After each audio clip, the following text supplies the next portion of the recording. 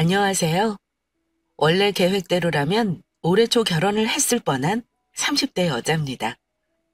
사는 곳은 경기도 시흥이고 이곳에서 나고 자란 토박이입니다.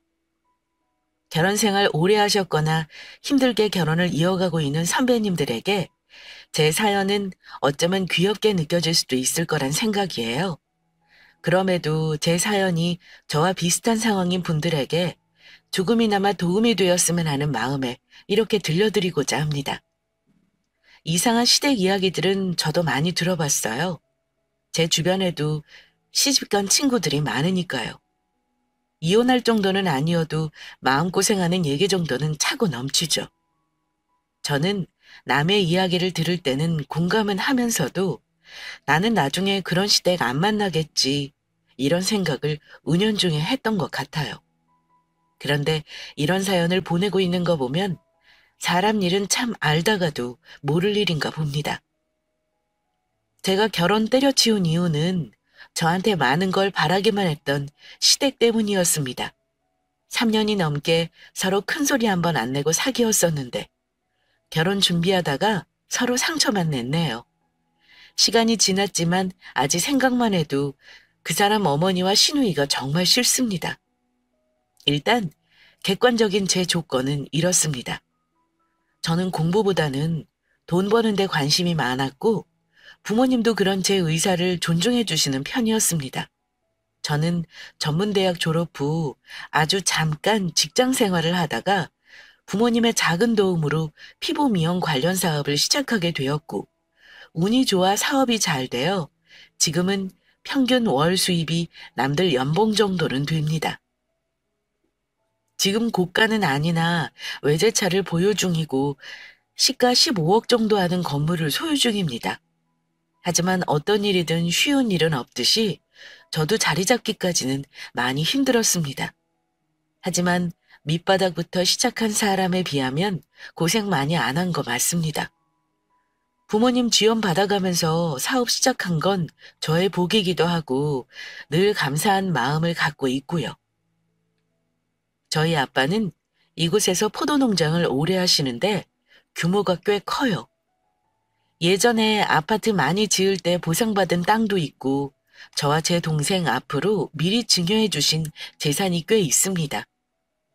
예전 남자친구, 그러니까 예비 시댁도 저희 집이랑 근거리에 살아요. 원래부터 알던 사이는 아니고 친구 소개로 만났는데 나중에 알고 보니 남자친구가 저보다 3살이 어린데 같은 중학교를 졸업한 거 알았고요. 농담으로 남친에게 하늘 같은 선배한테 잘하라는 말을 많이 하곤 했네요. 예전 남자친구는 공무원이었습니다. 일반 행정직은 아니고 기술직인데 들어간 지 얼마 안 되어 저랑 결혼말 오갈 때만 해도 8급이었고 지금은 아마 7급 주무관으로 승진했을 것 같네요. 솔직히 돈 버는 것만 놓고 비교하면 저랑은 비교가 안 됩니다. 제 수입이 거의 4, 5배는 많아요. 남자친구가 월급 받고 우울해하길래 대체 얼마길래 저러는가 싶어 한번 물어본 적이 있었어요. 남자친구가 한숨 쉬면서 이런 말을 하더라고요. 이 월급으로 혼자 버는 사람들은 언제 돈 벌어서 결혼하겠어? 맞벌이 안 하면 애도 못 낳을 월급이다. 대체 월급이 얼마길래 그래? 월급이 200도 안 되는 게 요즘 시대에 말이 된다고 생각해? 뭐? 에이, 설마. 한 번 더 나오는 거 아니야? 좀 기다려봐. 한 번 더 주겠지. 월급을 2번 주는 게 어딨어. 그나저나 이렇게 벌어서는 장가도 못 가겠다. 돈 모으는 것도 벅차. 알뜰하게 모으면 목돈 만들 수 있으니까 걱정 마. 그래도 내가 너보다는 능력 있으니까 먹고 싶은 거 다 사줄게. 말만 해.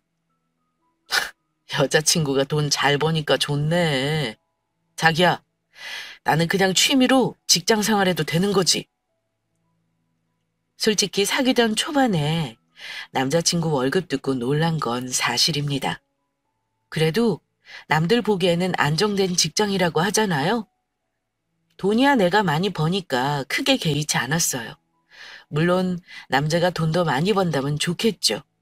그래도 제가 좋아하는 사람과 결혼하는 게 더 중요하다고 생각했기 때문에 남자친구가 월급 적다며 투정 부리면 내가 먹여 살리겠다고 농담까지 할 때도 있었습니다.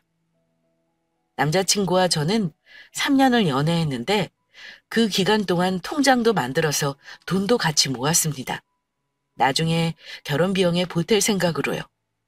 갯돈식으로 둘이 같이 결혼 비용 모으자며 같이 모았는데 그렇게 모은 돈이 3년 동안 2천이 조금 안 되더라고요. 물론 나중에 파혼하면서 나눠 가지긴 했지만요.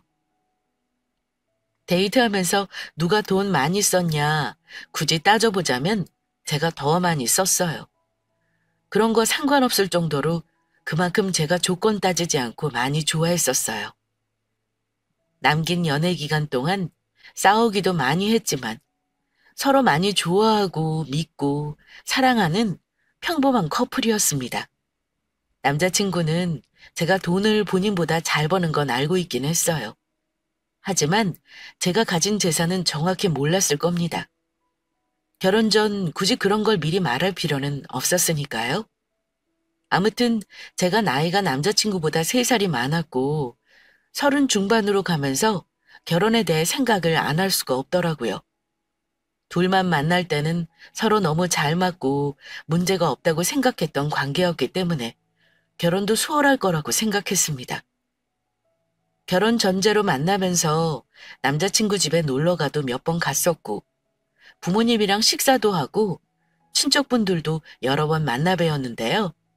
딱히 제가 잘해야겠다 싶어 만난 건 아니었는데 겸사겸사 만날 일이 종종 생기더라고요. 많은 분들이 결혼 전부터 남자친구 집에 자주 드나드는 게 아니라고 하시는데 그 말에 정말 100번 공감합니다. 그래서 저도 웬만하면 자주 가지 않는 편이지만 3년이란 시간을 만나다 보니 종종 갈 일이 생길 때만 간다 했는데도 횟수를 세어보자면 은근히 자주 드나들었더라고요. 사실 남자친구 부모님이 이런 일 저런 일 있으실 때마다 불러서 밥도 자주 먹자 하시고 부르시는데 매번 거절하기도 곤란하잖아요. 바쁘다는 핑계로 3번 안 가면 한 번은 가야 하는 거고요. 그런데 결혼에 대한 논의가 구체적으로 나오면서 조금씩 서운한 부분이 생기기 시작하더군요. 일단 결혼하자고 말이 나왔는데 그 이후로 더 이상 진전이 없었어요. 딱히 시부모님이 저를 싫어하신다거나 그런 느낌을 받은 것도 아니었고요. 솔직히 말하면 결혼 정해지고 인사 갔을 때 가족분들 다 처음 봤는데 누나 첫인상이 너무 좋지 않았습니다. 아무 말 안 하고 관찰하듯이 계속 보고 나중에는 취조하듯이 저에 대해 물어보는데 너무 무례했어요. 그 느낌은 정확하더군요. 파혼하게 된 결정적인 이유가 바로 예비 신우이 때문이었으니까요. 어쨌든 저는 나이가 있어도 결혼이 급하지는 않았어요. 그런데 부모님은 달랐습니다. 집에 남자친구를 결혼하고 싶은 남자라고 소개한 상태였기 때문에 부모님들은 상견례 말이 나오는 걸 기다리고 계셨습니다. 아무래도 제가 나이가 많다 보니 더 그러셨겠죠. 그런데 양쪽 집에 인사하고 난 이후에 남자친구 쪽에서 더 진전시키려는 생각을 안 하길래 한번 물어본 적이 있었습니다. 자기야, 우리 부모님의 상견례 언제 하는지 궁금해 하시는데 어떡할까? 결혼은 천천히 하더라도 날짜라도 대강 정했으면 하셔서 말이야. 아, 나도 부모님한테 말씀은 드렸는데 실은 우리 누나가 나한테 결혼을 천천히 하라고 그래서 좀 천천히 하려고 생각했지. 누나가 왜? 누나가 나보다 결혼을 먼저 한다는데 내가 결혼 서두를 수는 없잖아. 사실 저번에 내가 결혼 얘기 꺼냈을 때 너 가고 나서 누나랑 좀 싸웠거든.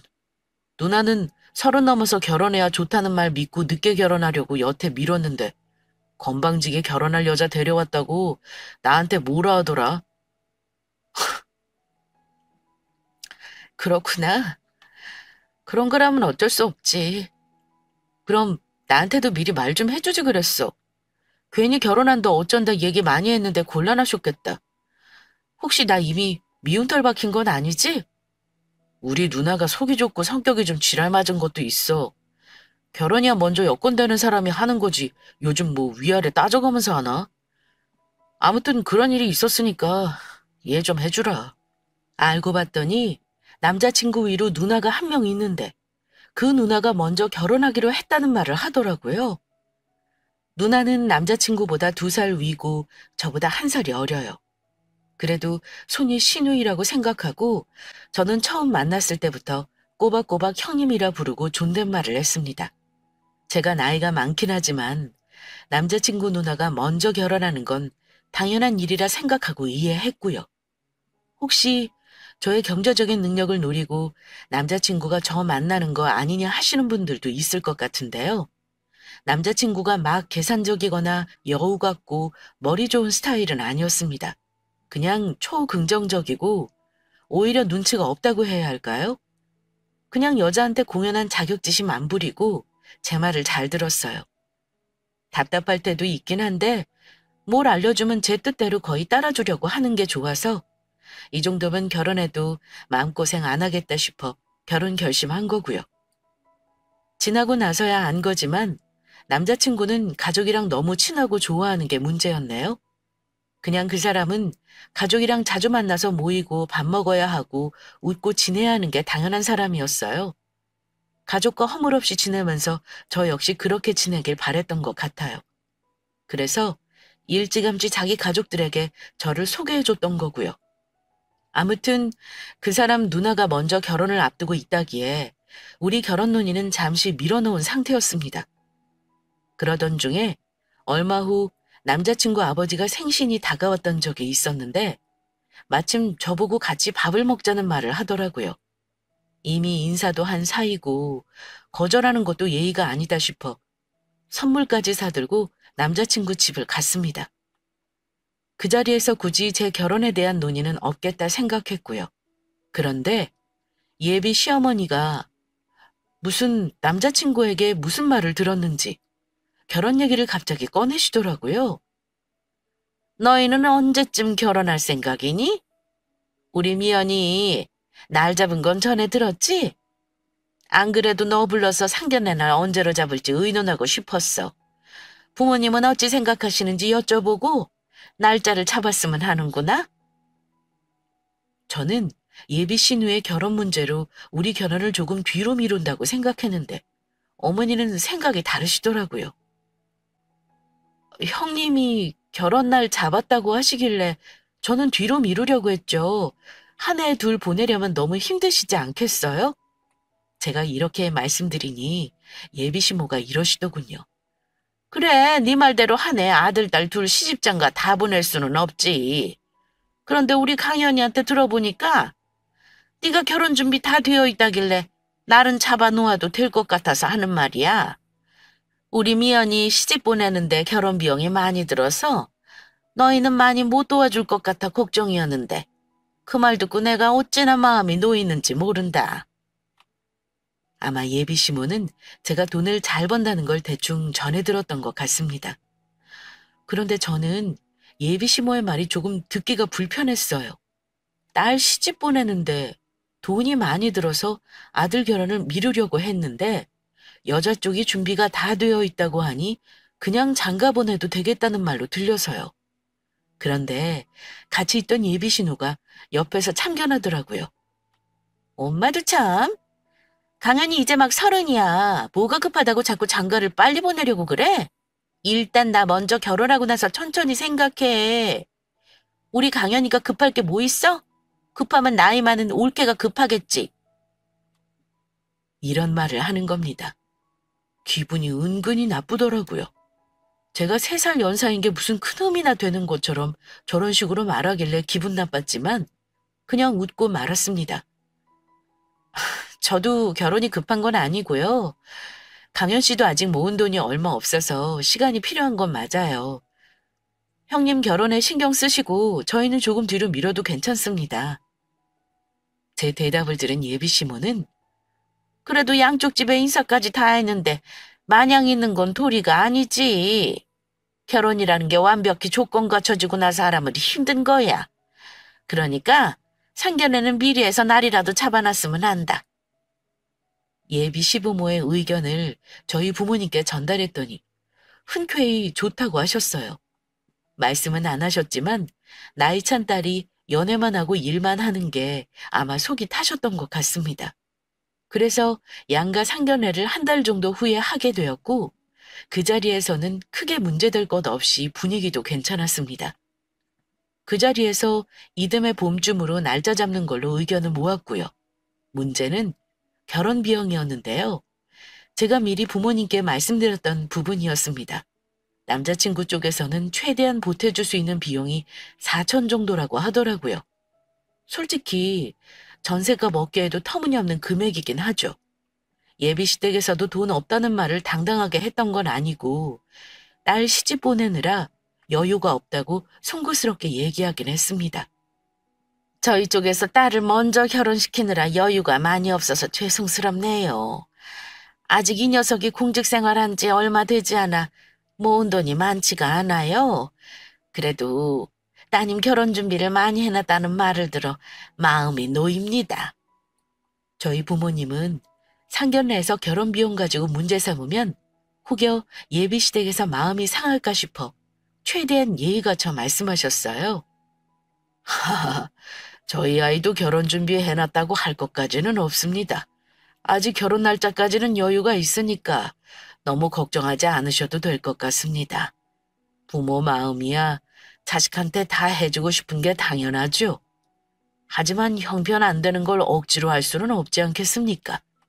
저도 제 생각대로 하자면 다 도와주고 싶지만 아이들이 부모 도움 안 받겠다고 하니까 간소하게 하는 것도 방법이죠.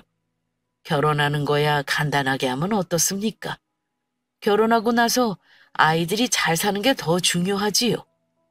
저희 아빠 말씀을 듣더니 예비 시모 얼굴이 약간 묘하게 바뀌는 겁니다. 아빠가 우리 쪽에서 전적으로 결혼을 지원하겠다는 말씀을 하지 않아서 그런가. 뭔가 본인이 원하는 대답이 아니었던 것 같아요. 그러면서 약간 다른 뉘앙스로 이런 말씀을 하시더라고요. 우리 강연이가 이제 30인데 마음 같아서는 조금 더 있다가 보낼 생각도 있네요. 그런데 주변에서 워낙 공무원 신랑을 탐을 내서요. 신부감 나이가 많아 사돈댁에서 결혼 걱정을 하실 것 같아 제가 얼른 상견례 하라고 재촉했습니다. 은서가 내년이면 벌써 34 아닙니까? 그럼 다른 남자 만나 결혼하기도 쉽지 않은 나이죠. 저희 쪽에서야 뭐 아들이 워낙 은서를 좋아하니 그거 보고 허락한 거고요. 남자 쪽에서는 다른 며느리 자리도 많고 아쉬울 것 없지만 나이 많은 며느리를 아들이 좋아해서 허락한다는 뉘앙스였죠. 저는 그 말의 숨은 뜻을 대번에 알아듣고 기분이 나빴는데 부모님은 아무런 티를 안 내시긴 했습니다. 남자친구는 뭐 역시나 아무것도 모른 채 해맑기만 했고요. 나중에 들었지만 엄마는 그때 이미 이 결혼 시킬지 말지 지켜봐야겠다고 맘먹으셨다고 하더라고요. 제가 워낙 그 사람과 결혼할 생각을 굳게 하고 있는 것 같아서 천천히 얘기해봐야겠다고 생각하셨다네요. 그런 거 보면 부모님 눈이 배우잣감 판별하는 데는 제일 정확한 것 같긴 합니다. 아무튼 상견례가 끝나고 나서는 저도 한결 마음이 편해진 부분이 있었어요. 결혼 준비를 막막하게 할 필요 없다는 게 일단 좋았습니다. 그 다음부터는 저도 예비 시모에게 비교적 편하게 결혼 준비 관련해서 이것저것 상의해봐야겠다 마음을 먹었고요. 그런데 정말 웃긴 게요. 상견례 하고 나서 예비 시댁의 태도가 그전과 달리 확 바뀌더라고요. 마치 제가 이미 그 집의 며느리라도 된 것처럼 대하는 것이 그전과 180도 달라졌습니다. 상견례 끝나고 나서 얼마 지나지 않았을 때였는데요. 한 번은 예비 시모가 남자친구 없이 저만 만나자고 연락이 왔더라고요. 제 가게까지 오셨길래 근처에서 식사를 한 적이 있었습니다. 근데 얘기를 나누면서 예비 시모가 대놓고 결혼 준비에 대해 이런저런 요구를 하신 적이 있었습니다. 결혼 준비하려면 너희 쪽에서 어느 정도 비용을 생각하고 있는지 우리도 알아야 하지 않겠니? 4천만 원으로는 집 얻기 힘들 텐데 둘이 상의는 해봤어? 하시길래 처음에 집 사는 건 어려울 것 같아서 제가 전세 비용을 나머지 보탤 생각이에요. 대신 혼수나 예단은 저희 둘이 3년 동안 모아놓은 게 있어서 그걸로 하려고요. 그것도 모자랄 것 같긴 해요. 그래서 최대한 간소하게 해야죠. 그런데 제가 전셋집을 얻는다는 말에 예비 시모 얼굴이 약간 심술맞게 변하더라고요. 그래? 아니, 너희 집에서는 뭐 아무것도 안 해주신다니? 그래도 작년 시집 보내는 거잖아. 듣기로는 네 부모님이 땅이 많으시다면서? 네가 돈도 잘 번다며. 그럼 집을 사서 시작하는 게 나을 것 같아서 하는 말이야. 한번 생각해봐라. 예단 간소하게 하고 싶다는 건 네 생각이니? 너희들이 사랑해서 결혼한다길래 허락한 거지만 솔직히 나도 하나 있는 아들 장가 보내는 거잖아? 남들 해가는 만큼은 해왔으면 하는 게 솔직한 마음이다. 집을 살려고 한다면요. 저 당연히 살 수 있는 능력 있습니다. 하지만 그때 제 건물에 담보대출을 갖고 있는 상황이었고 또 큰 금액을 직 매매하는 데 쓰기에는 좀 부담이 되는 상황이었어요. 그래서 전세로 부담 없이 2년 정도 살 생각이었고요. 그런데 저런 말씀을 하시니까 저도 좀 당황스러웠습니다.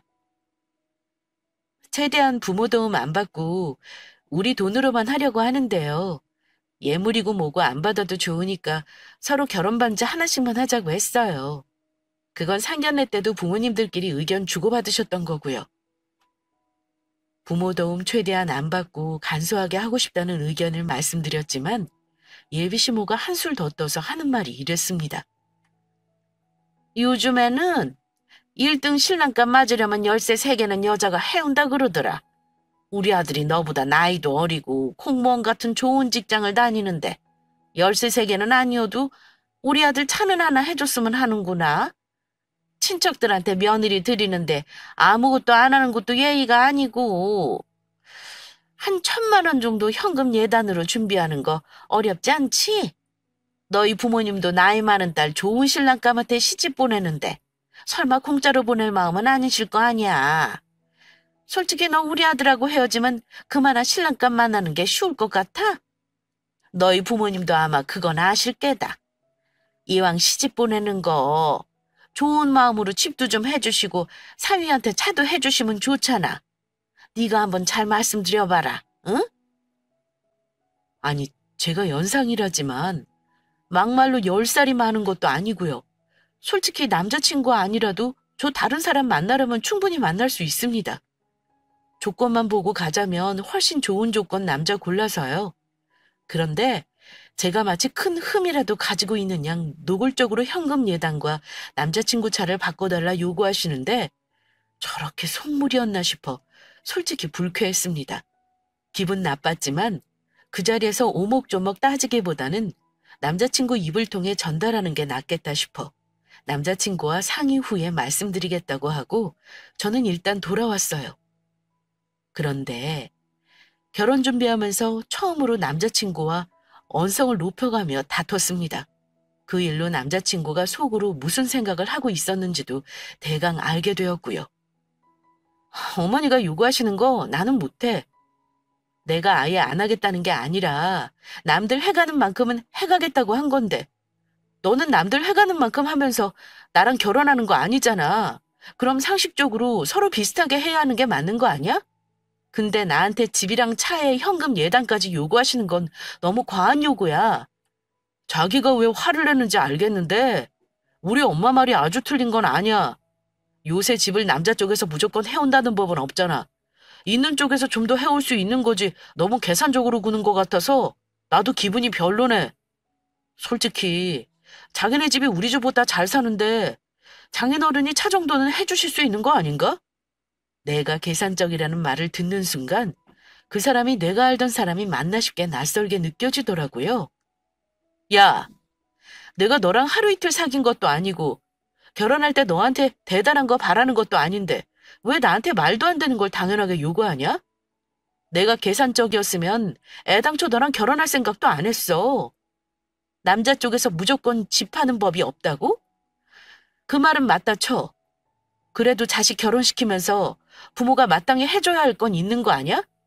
그런 건 하나도 안 해주려고 하면서 나한테 평균 이상 노골적으로 요구하는 건 나는 기분 나빠. 어머니한테 확실하게 말씀드려. 최소한 염치가 있으면 내가 해간다고 해도 안 받겠다고 사양하는 게 정상이야. 뭐, 염치? 지금 우리 부모님이 염치가 없다는 거야? 아니, 왜 우리 집에서 차도 해주고 집도 해줘야 해? 나는 네가 가진 거 없어도 뭐라 한 적 없어. 근데 결혼하기로 하니까 슬슬 본색 드러내는 거야, 뭐야? 사랑 때문에 이것저것 안 재고 결혼 결심한 건데 내심 다해오라 그러는 건 도둑놈 심보지 뭐야? 저는 제 할 말 다 하고 남자친구는 자기 부모 도둑놈 취급한다며 기분 나빠했고요. 그날 그렇게 다투고 며칠을 연락을 안 했어요. 딸 가진 부모가 죄인도 아닌데 왜 남이 일군 제사를 아무렇지도 않게 요구하는지 안 되겠다 싶어서 남편에 대해 고민이 들더라고요. 그런데 참 예비시댁의 푼수 같은 신우가 그런 제 마음에 불을 지폈습니다. 그날 예비 신우한테 계속 전화가 오길래 저는 남자친구에게 무슨 말을 전해들었나 싶었습니다. 전화를 일부러 안 받았더니 문자가 와 있었더라고요.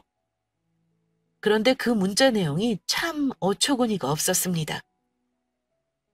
옳게. 내 동생하고 결혼하려면 나한테 잘 보이는 게 빠를걸? 우리 엄마가 마음이 좀 상하신 것 같던데. 나 결혼할 때 3천만 원 축의금으로 보태주면 내가 잘 얘기해볼게. 이건 또 무슨 개소리인지. 한 달 앞으로 다가온 예비신우 결혼식에 300도 아니고 3천만 원을 축의금으로 보태라고 통보하는 내용이더군요. 아니 누가 자기 동생하고 결혼하고 싶어 목매고 있답니까? 하도 기가 막혀 답장도 안 해버렸습니다. 이 집에서 나를 물주러 보는 게 틀림없다는 생각에 결혼 때려치울 생각을 하고 있었고요. 결혼도 안 한 예비 올케한테 3천만 원을 축의금으로 내라는 말은 들어본 적도 없었습니다. 그 문자 받자마자 남자친구에게 그대로 캡처해서 보내버렸습니다. 그랬더니 역시나 바로 연락이 오더군요. 뭐라고 하는지 두고 봤는데 최소한의 양심은 있어서는 저한테 사과했습니다. 은서야, 진짜 미안해. 이건 우리 누나가 잘못했네. 내가 잘 얘기할 테니까 신경 쓰지 마. 우리 누나가 정신줄 났나 봐. 대신 사과할게.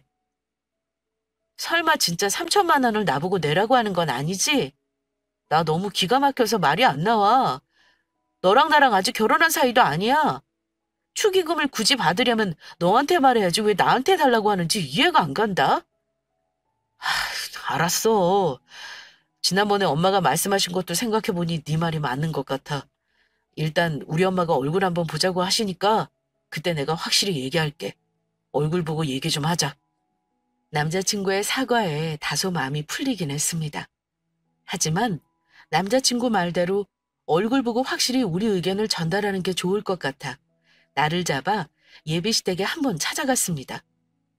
시모와 신우 때문에 결혼 없었던 걸로 할까 고민까지 했다지만 자기가 잘 되면 계획대로 결혼 준비를 하리라 마음을 먹은 상태였고요. 그런데 그날 예비시댁에 가는 마지막 날이 되고 말았습니다. 제가 예비시댁에 가니 신우가 도끼 눈을 뜨고 제 인사도 안 받더라고요.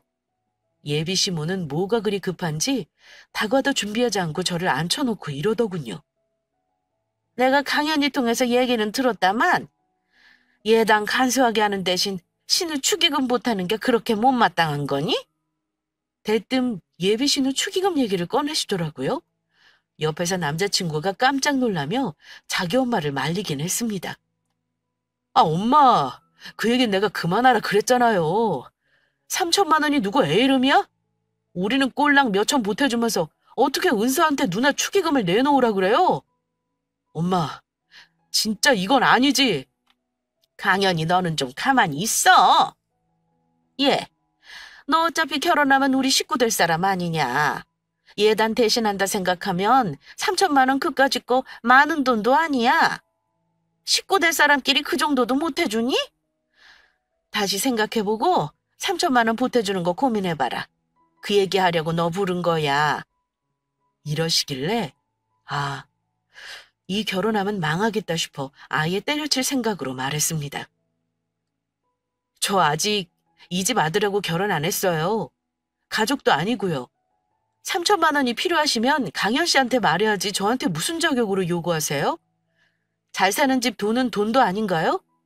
잘 사는 집 돈도 돈이에요. 쉽게 번 돈이라 생각하지 마세요. 3천만 원을 너무 쉽게 요구하시는 거 솔직히 제 입장에서 기막혀요. 그래도 굳이 축의금 내라 하시면 더 이상 30만 원 정도는 축의금으로 낼 생각은 있어요. 하지만 그 이상은 못하겠네요. 그러자 옆에 있던 예비 신우가 도끼 눈을 뜨면서 이러네요. 뭐? 30만 원? 엄마, 얘가 지금 우리를 무시하네? 그러지 않고서요 어쩜 저럴 수가 있대? 올케네 집이 잘 살면 얼마나 잘 산다고 우리 집을 무시하는 말을 해? 예비 시모 역시 기가 막히다는 표정으로 제게 이러셨습니다. 그 정도도 안 해오고 우리 아들하고 결혼할 생각한 거니? 우리도 나이 많고 직업도 안정적이지 않은 며느리 보는 거 그리 달갑지만은 않아. 너희 집 잘 사는 거 보고 이 결혼 허락한 거 아니라는 말이다. 아쉬운 건 우리가 아니라 너 아니냐? 그런데 네가 그렇게 딱 잘라 싫다는 거 보니까 나도 정이 떨어지는구나. 네가 돈 좀 번다고 아쉬울 거 없다고 생각하나 본데 그럼 그냥 이 결혼 때려쳐라. 우리 아들 더 어리고 조건 좋은 혼처 찾아볼라니까 둘이 파혼해. 결혼 없던 걸로 해라. 그래, 옳게고 뭐고 나도 싫어. 야, 김강현, 너도 봤지? 너 얘랑 결혼할 거야? 너 정도면 다른 좋은 여자 만날 수 있어. 엄마가 너를 어떻게 키웠는데 저런 며느리 얻어서 너 무시받고 살게 하겠냐? 두 여자가 날뛰는데 오히려 저는 그거 보면서 차분해지더라고요. 예비 시댁에 이런 민낯을 알게 되니까 그동안 연애한 시간이 너무 아깝고 본전 생각까지 나는 겁니다. 남자친구가 메리트 하나 없는 말단 공무원이라는 것도 개의치 않았고 그저 좋아하는 마음 하나로 결혼 생각한 건데 만난 시간조차 참 후회스럽더라고요.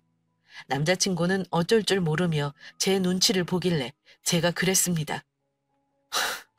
저 이 결혼 안 해도 그만이에요. 어머니 말씀대로 결혼 없었던 걸로 하겠습니다. 그리고 아쉬운 게 저라고 자꾸 그러시는 거 저 거슬리네요. 이 결혼 깨지면 아쉬운 건 제가 아닐걸요? 누가 아쉬운 쪽인지 어디 한번 다른 사람들한테 물어보시고 객관적으로 판단해 보시죠. 저는 그렇게 말하고 제가 가진 건물 사진과 등기분 등본을 문자로 두 여자에게 보내버렸습니다. 어리둥절한 표정으로 한참을 들여다보던 두 사람은 그제야 알아차린 듯 했습니다. 제가 아들보다 돈을 좀 더 많이 버나 보다 짐작만 했지 건물까지 갖고 있다는 건 상상도 아마 못했겠죠?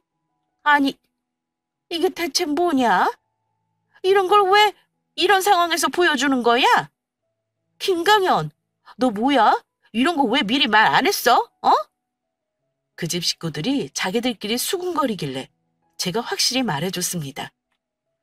어머니 입으로 직접 파혼이라 말하셨으니까 저 그 말대로 파혼합니다. 저 다시는 부르지 마세요. 결혼이 뭐 있는 집 며느리 얻어다가 등쳐먹는 장사예요?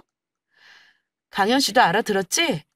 우리 부모님한테는 내가 말씀드릴 거니까 우리 결혼 얘기는 여기서 끝나는 걸로 해.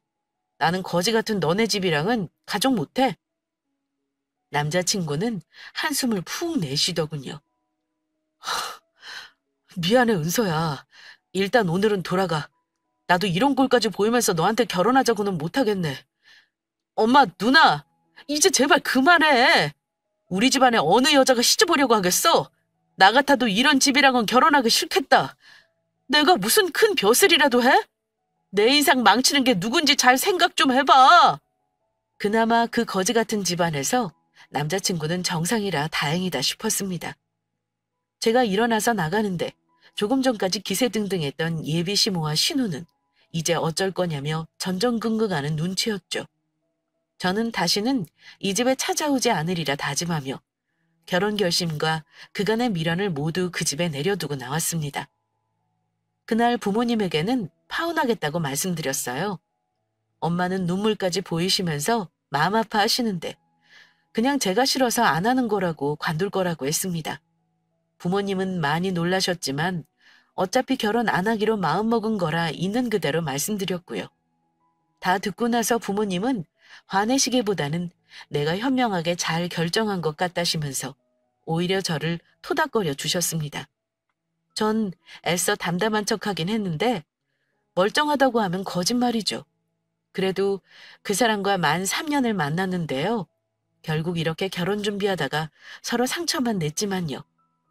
이렇게 파혼까지 하게 만든 예비 시모와 신우가 속물이고 어리석은 사람들이고요. 그러고 나서 며칠이 지났을 때였습니다.